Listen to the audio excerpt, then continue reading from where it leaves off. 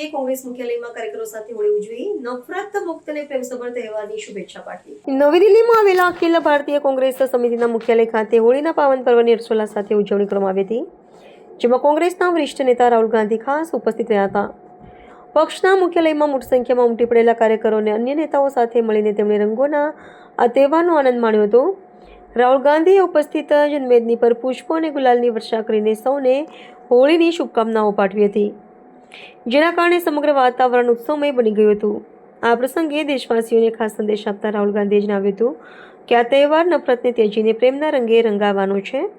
તેમણે દરેકના જીવનમાંથી દ્વેષ અને નફરત દૂર થાય તેવા પ્રેમ અને સૌહાર્દ વધે તેવી કામના વ્યક્ત કરી હતી। પક્ષના પાયાના કાર્યકરો સાથે અત્યંત આત્મીયતાથી ભળી જઈને તેમણે પરસ્પર ભાઈચારા અને એકતાનું ઉત્તમ ઉદાહરણ પૂરું પાડ્યું હતું। નેતાઓને પોતાની વચ્ચે જોઈને કાર્યક્રમમાં પણ અનેરો ઉત્સાહ જોવા મળ્યો હતો અને સૌએ એકબીજાને રંગીને તહેવારની ઉજવણી કરી હતી।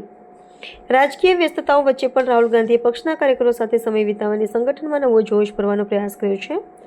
આ ઉજવણીમાં પ્રિયંકા ગાંધી વાડ્રા સહિતના અન્ય વરિષ્ઠ નેતાઓ પણ જોડાયા હતા અને દેશવાસીઓને હોળીની શુભેચ્છાઓ પાઠવી હતી।